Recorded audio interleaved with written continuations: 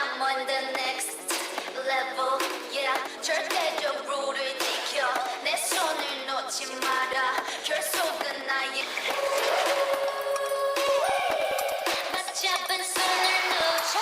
난 절대 포기 못해. I'm on the next level. 저 너머의 문을 열어. I'm on the next level. Yeah. Hello my Leviathans, welcome to a pregame tier list here on my channel.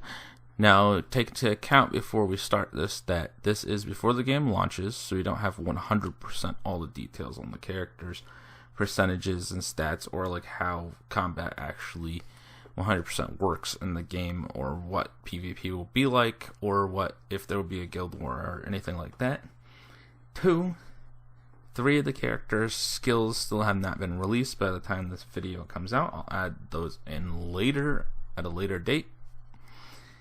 And 3, the skills that have come out were in Korean, and I use Google Translate to translate them to English. So I took time to try and figure out what the skills actually meant, and I might be not 100% correct on the skills completely, but I felt we should have at least some sort of tier list out there. So I'm going to start with the characters in order that I've written them in. So we're going to start with Cherry. She burns enemies and deals increased damage to burning targets. However, as the battle progresses, she will decrease her defense and evasion. Her skills hit large areas, but in a line, so you need another character that can gather enemies in a line for her. The decrease in defense and evasion leaves her susceptible to back attack units. Overall, because her optimum power requires other units' help, and she weakens herself to increase her damage, she could get one shot in PvP at some point. So I'm going to put her in the B category. So we got Vivian. Where are you? There you are. Her ultimate gets stronger the more buffs she has on her. It doesn't have to be her own buffs. Her active skill, it's an area effect damage thing that deals more damage based on how many buffs she has. Her active skill deals damage, gives her a buff increasing crit chance by 5% and stacks up to a total of 15%. She can also give an ally a buff that deals damage continuously to enemies around them, and she can increase the entire party's speed and her damage with her other passive skill. And her regular passive constant regenerates her mana over time, so she can use her skills more often. Overall, I feel she is a must. She might be a must for PvP, so that you can outspeed opponents in PvP. And she seems like she would be really great for PvE as well. So I'm gonna put her in the SS tier list. So we got Catherine, healer over here. She's a defensive buff master and healer. Her skills give shields based on HP to the party. One of her passive skills increases allies' defense for a short time, and her all-time passive increases physical damage and magical damage defense of allies if they're under 30% HP. And she has a skill that can shortly make allies invulnerable and heal, but that invulnerability thing, I feel, is going to make it be a really short amount of time for that. That's how it usually is in games. In PvE, I see that she can be very useful, but due to people making one-shot kill teams in games like this, her 30% or less HP passive may never get a chance to actually happen in PvP.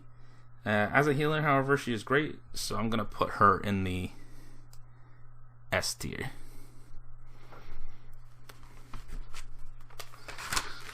Alright, let's go to Muffy over here. Where are you, Muffy?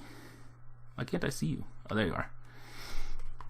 Her ult hits target with the highest attack and those around that target, deals additional damage to analyzed enemies. Her active hits nearest enemy and shoots a straight line. Her passive attack shoots a ray and reduces accuracy of those hit by it. Her other passive attack doesn't deal damage, but stuns the enemy with the highest attack, and her passive makes her deal increased damage to enemy team, because that's the analyze enemies ability, and when she has it on the enemies, they take extra damage from her attacks. Bypassing tank's aggro to hit the highest attack tends to be a great game changer in PvP, but our stun may not be useful versus PvE bosses. We aren't sure yet. We haven't seen if they're stun immune. There's a lot of characters that have stuns, so I have a feeling that there will be a lot of stun immunities. And her line abilities require other units to pull enemies in a line, but due to her usefulness in PvP and the fact that she can stun the highest attacker as a regular chance passive skill that she does herself periodically, and the fact that she targets the enemy with the highest attack, I'm going to put her in the S plus tier, where she's not quite SS, but she's a little bit better than S in my opinion. She's not quite SS because to get her optimal power, you will need other units to help her out. And then we got Prim. Her ultimate hits area and stuns, which is useful. Area of effect and stuns, which is useful in PvP, but not versus enemies that are immune. And since a lot of characters stun, as I said, there might be a lot of immunities. Her active skill heals allies and removes 2 debuffs, which could be amazing because removable debuffs, not a lot of characters seem to be doing that. Her passive attack heals ally with the lowest HP and anyone in a line between them, and then any enemies in that line also take damage. Her other passive attack increases allies around her attack, so their attack increases. Her passive reduces enemy critical hit chance. Overall, her ability to reduce enemy crit chance, heal, and increase ally attack along with debuff removal are all things that make her a top-notch healer, but her ultimate may not be as useful as other ultimates. So I'm going to put her in the S plus as well. Nene, her ultimate deals, where are you? Right here?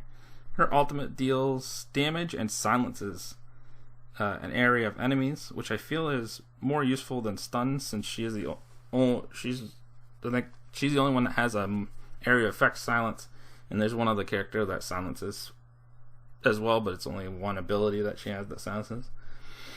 Her active ability hits a large area and inflicts cold and burn. She's the only character that does cold, which, if it's like other games, will probably slow down the enemy, which is very useful, and the area is big enough you don't need to lead enemies there all that much.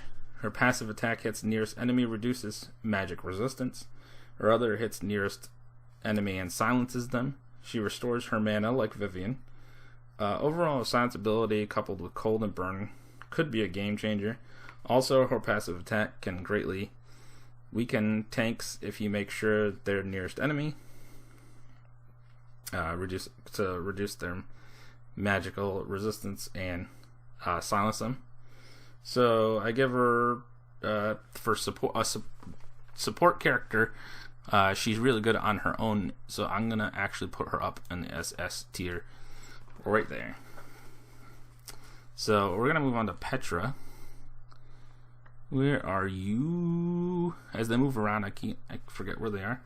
Her ultimate skill absorbs HP from enemies and removes 2 random enemy buffs. Her active skill absorbs HP from enemies nearby. Her first passive attack puts a debuff on enemy with the highest attack that makes them take 30% of her damage for her. Her other passive attack removes the other debuff and instead puts a shield on her. Her passive makes it so when no ally is nearby, she gains a huge defense buff. So she is more powerful if you have ranged units with her that won't move up near her to attack. Her ability is to deal damage to enemies and heal herself is useful, along with the buff removal, and the shield / shared damage with enemy is useful, but with no aggro ability to make enemies attack her, her allies become vulnerable as a tank. So that drops, I feel like that drops her from S tier down to S tier, because as a tank you want an ability to make people attack you.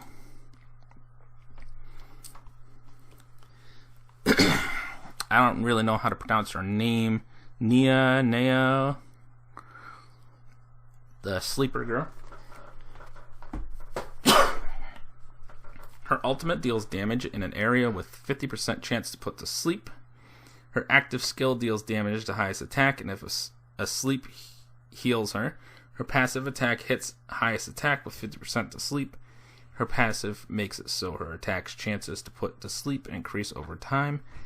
Her other passive attack hits all enemies and has a chance to put them to sleep. As a support, she is top tier, as she's the only person in the game that can sleep people, and all of her abilities cause sleep. So you constantly keep enemies at bay. There are a few characters with sleep immunity. There's actually this only one. I don't think... No, with sleep immunity, there's characters that have abilities to make them immune to all abilities. And since she only character with sleep, I feel like that's very useful. However, if a sleep is like most games, once the enemy's hit, they'll wake back up. But we'll see. So right now, I'm going to assume that's the case.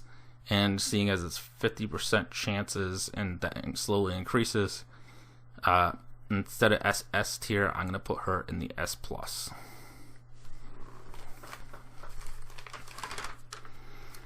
Alright, so Chloe the tank. Her ultimate just hits a small area with her knockback and stun. Her active skill, however, is the ultimate tank ability, increasing defense, immunity to all ailments, and immune to knockback, and she aggroes enemies.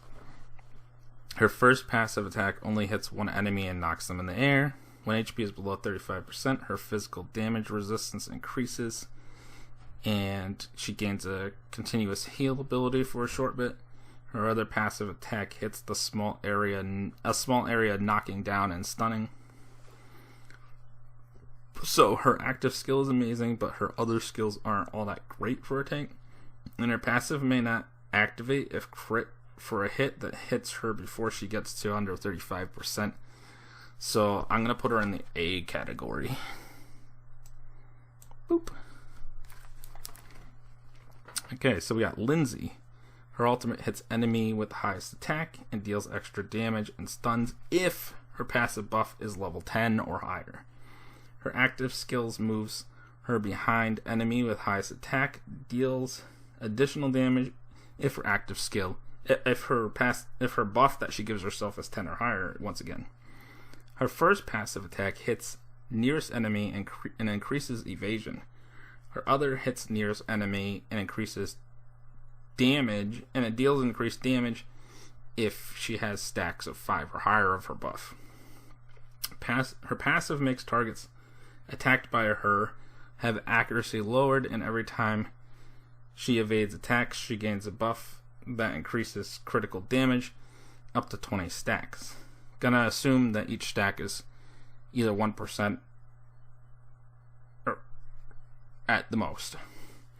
Useful as dodge, so that she'll gain a maximum of 20% at the end.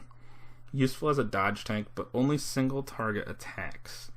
More useful with an ally that would increase crit chance.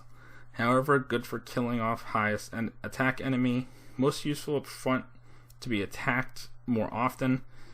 But since not a tank, she's also squishy. So I'm actually going to,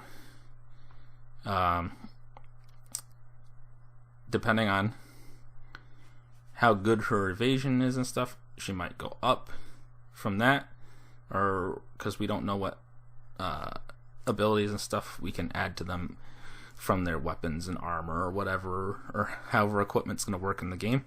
So for right now, I'm putting her in the A category with Chloe, but she might move up later on. So we got Renee over here. Her ultimate deals damage and knocks one enemy back.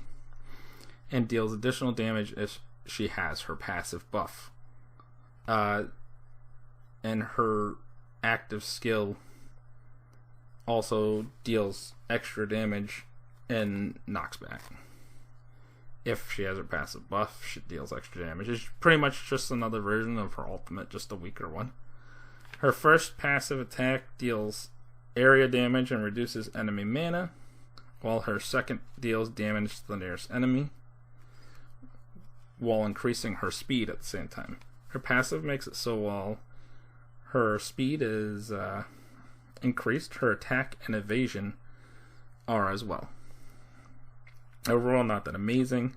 If a character, in my opinion, other than the fact that she can potentially become the fastest character if you have other characters like Vivian added with her. So for right now, I'm gonna be putting her in the B category, because other than that one ability that reduces enemy mana, or the one that increases her speed, her own speed, she doesn't really have any seems to be big buffs, unless her attack and evasion up, if her speed's up, is a big buff, but we don't see those numbers yet, so we'll see if she moves up from there later on. Then we got Miriam the Gun, Miss Gun over here. Her passive makes it so every time she reloads, she gains 2 stacks of attack increase, up to 7 stacks. I don't 100% know what those stacks increase is, but I'm going to assume since it's only 7 stacks, it might be higher than Lindsay's stacks increase. For the crit damage increases. Her ultimate inflicts damage to the enemies with a 3-meter wide straight line, and she reloads. So then she gains 2 stacks of her attack increase. Her active attack consumes all of her attack buffs, so all 7. So you should wait until she has 7 stacks to use it from her passive, and deals damage proportional to it on top of her own attack versus the nearest enemy. Her passive attack hits the nearest, and then her passive attack hits the nearest enemy twice, and then reloads. And then her second hits with an auto critical, and she reloads, but she only gains 1 buff instead of 2. She's constantly increasing her own attack, and if you wait for 7 stacks, you can probably take out an enemy in PvP with a one-shot from her active ability. She has both single and multi-target attacks, and an auto crit as a DPS unit. That's pretty nice. So just because I'm going to put her up here, because she's smexy as well. So we got Jade. Right there. Alright, so her passive allows her and allies a 20% skill activation rate increase, which is good. She's the only person in the game that does that. Her ultimate deals damage and stuns all enemies, and increases activation rate of the skills by another 50%. So with the way games go, that's not a 70% increase. What it'll be is your rate will increase by 20%, and then it will increase by 50% of that, Her activated ability deals damage with a 30% chance to deal additional damage. Her first passive skill inflicts damage to the highest attack enemy and charms them, which I assume will make it so that they don't attack her or something like that. The second is a weaker version of her activated skill, meaning that it deals damage to enemies and has a 30% chance to deal additional damage. Overall, her increased skill activation chance is one of a kind, and her multi-target stun is great for PvP. Plus, charm may help stop the enemy from hitting her more often. If not, maybe turns them to her side temporarily or something. due to her one-of-a-kind effect that can turn the tables in battles, I'm going to give her the S plus status. Only because her activated skill and her... Where did she go? And her... one of her passive skills attacks don't only deal damage, and they have a 30% chance of dealing extra damage. So if you're a very unlucky person, you're gonna keep not dealing all that much damage with those. Okay, so where's the angel? Adrian. Her passive increases her attack for each nearby enemy. Her ultimate deals damage to and pulls the highest attack target to her. This is good use with allies that deal damage in a line or in an area. You can clump them together so that they're easier to hit. Her active deals damage to all nearby enemies and heals her on allies. Her first passive ability pulls the farthest away enemy near her and stuns them. Her other creates a 10-second area of healing around her that also deals damage to enemies. Overall, her ability to pull enemies to her to heal, damage over time, stun. Stun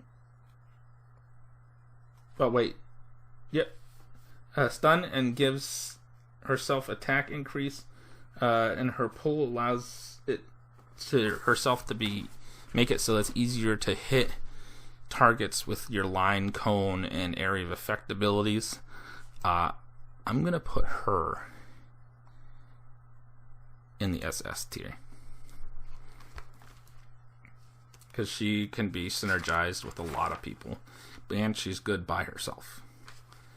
Then we got a Yami, the demon. Her passive charms the enemy with highest attack, so maybe they don't attack her or something. I'm not 100% sure what they're going to have charm do in this game. Her ultimate hits a small area and causes bleed. Her active skill to deal damage in a long line, causing bleed. Her passive attack holds enemies in a small area in place and bleeds them. And her second creates a small area of continuous damage for enemies standing in the area. Overall, she causes enemies to take continuous damage over the entire battle, can hold annoying enemies in place, protects herself, and as a DPS deals high damage by herself. Plus, being a demon, just by being a demon, she adds a plus 15% attack to the entire party just by being in the party.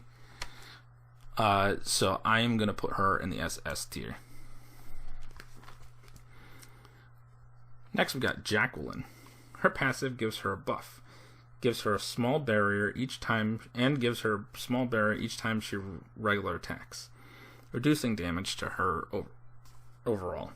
Her ultimate has her move to the rear of the enemy with the least HP and deals damage to all enemies, or that enemy and all enemies nearby, but double damage to the enemy with the least HP. Her active hits everyone in a long, thin line and causes bleed. Her passive attack moves her to the back of the farthest enemy and hits and stuns them while she becomes invisible for a short period. Her other deals damage to nearby enemies, knocking them down and stunning them. Overall increases in her defense while hitting the enemy from behind. She's great for using her ult to get the last hit in to kill an enemy unit, but her ability to go behind enemies could turn against her as she is out on the field alone and without a tank that can aggro to easily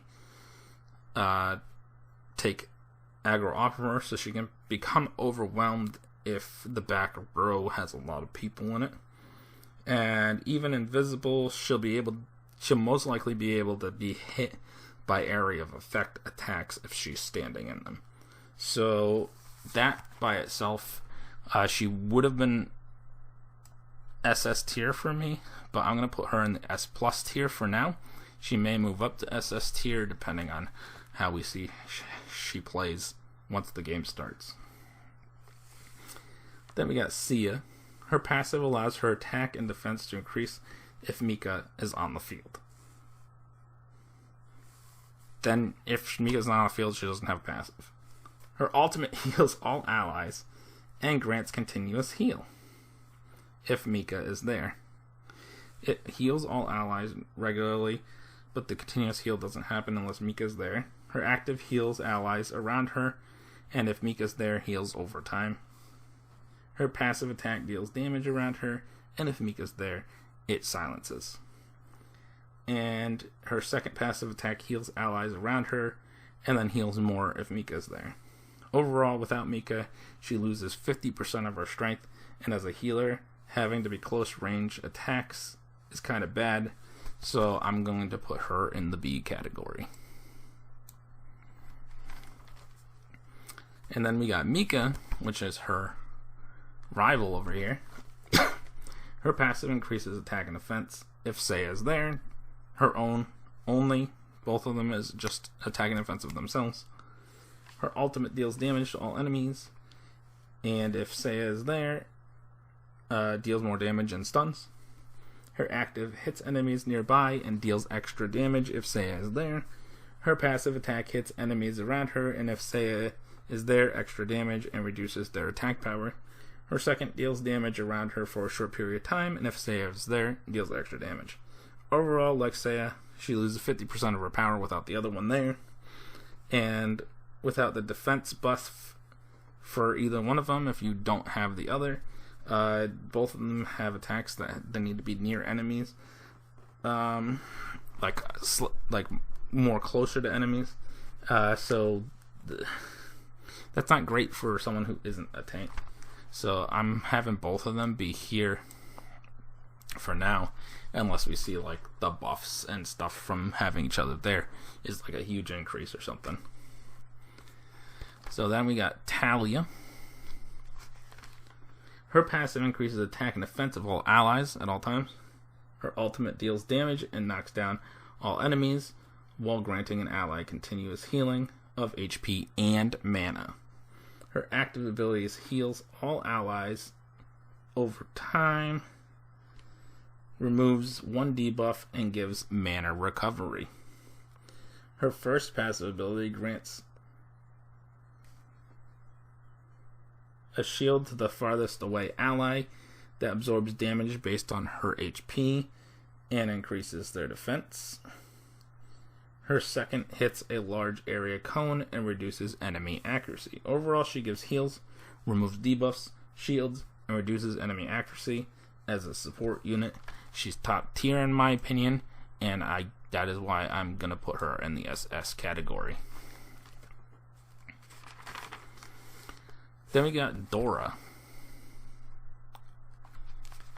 Her passive makes it so at 50% HP or less, her defense increases and crit chance, but she gets reduced heals.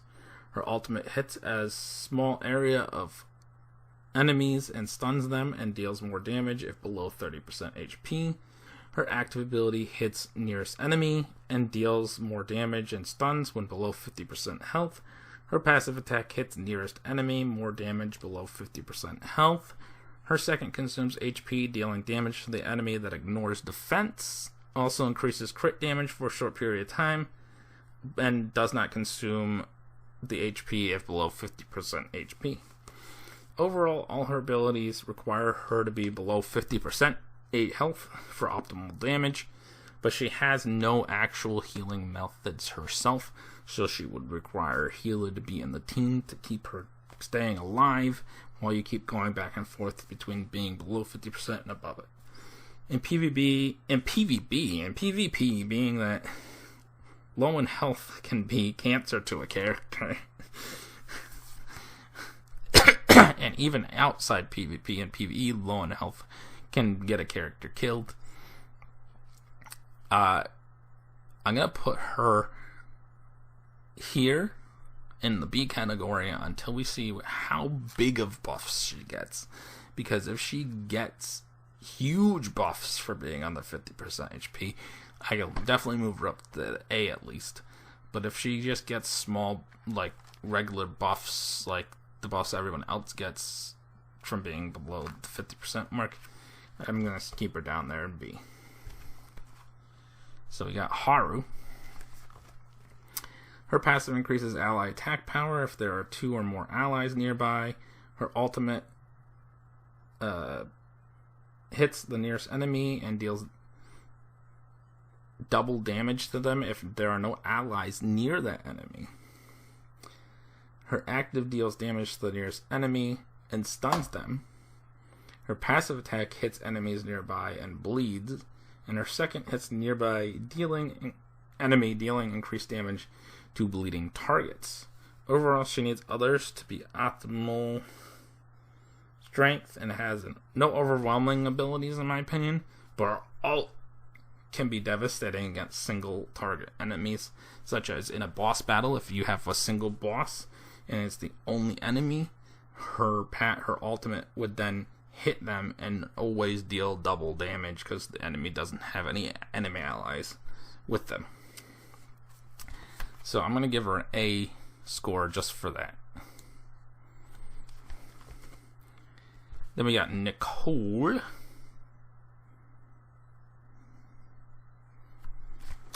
Her passive gives her increased accuracy and a 30% piercing damage. So it gives her increased accuracy and she deals extra damage, bypassing defense. Her ultimate deals damage in a large area and deals more if affected by her feather debuff.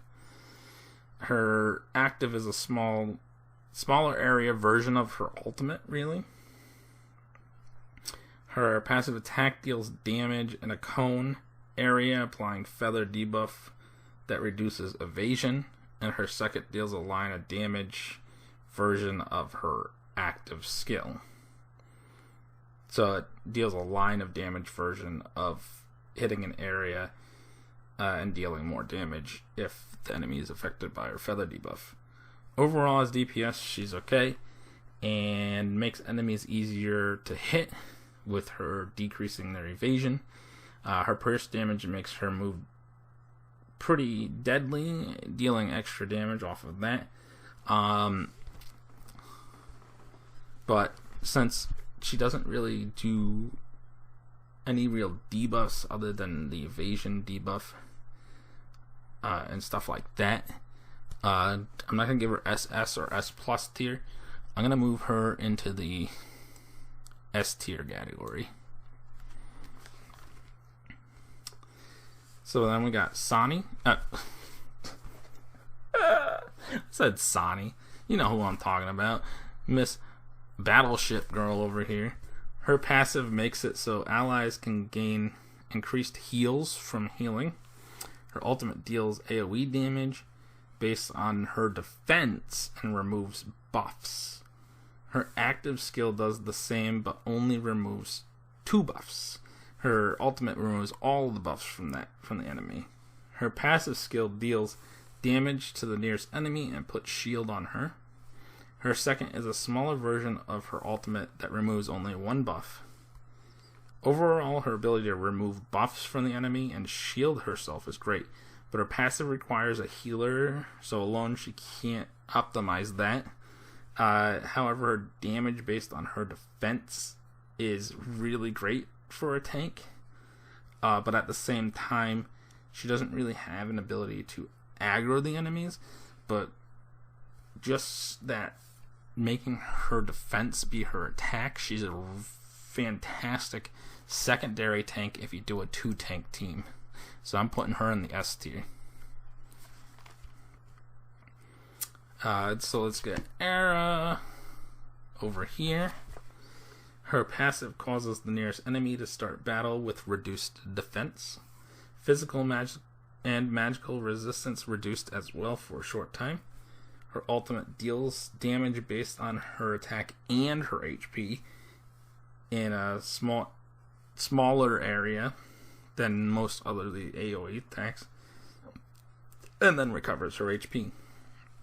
Her active hits and stuns nearest enemy. If above 50% HP, she deals extra damage, and if she's below 50% HP, she heals herself. Her first passive attack hits an enemy If above 50% HP, it deals additional damage, and her second hits the nearest enemy, and if below 50% HP, it heals her.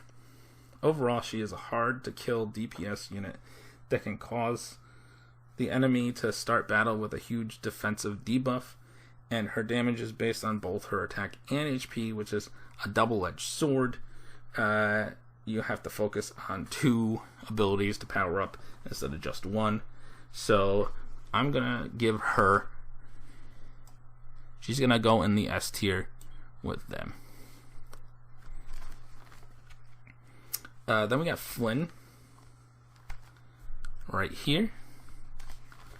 Her passive increases her damage but slows her attack down. Her ability to attack as often, and increases attack against enemies if no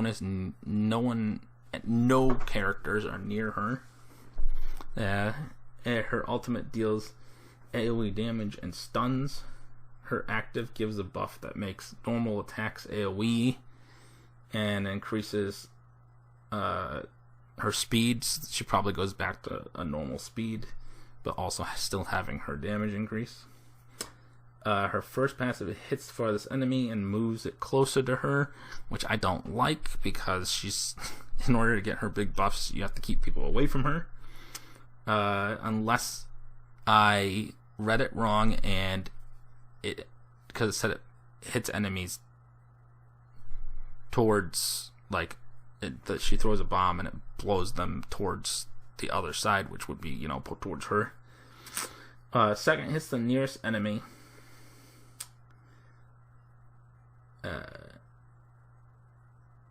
If she is under a buff, she deals double damage with that attack.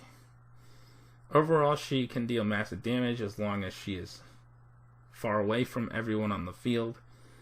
She has a stun, and her regular attacks can become AoE, but no debuffs or damage over time abilities. And she can definitely be weak against back attackers, since as her skill wants you to not have anyone else near her, someone like Jacqueline can come in and just destroy her from behind because she'll be all by herself. So that brings her down from being, I would have put her in S tier, but that weakness, I'm going to move her into the A. Alright, so let's do Clara. Her ultimate heals allies' HP and grants continuous heal, and so does her active ability. Her passive attack hits one enemy and pushes them back and stuns, which could potentially move a tank out of the way. Her other ability heals her and increases her attack. Her passive increases ally defense. Overall, her skills heals are good, but as a healer, you don't tend to care about her ability to increase her attack. We'll see how she plays in the game, but for now, I'm putting her B tier healer. You know what? I'm gonna put her A tier healer, because from the looks of it doesn't say percentages, but from the looks of it, her heal's probably pretty big. Then we got Clara here.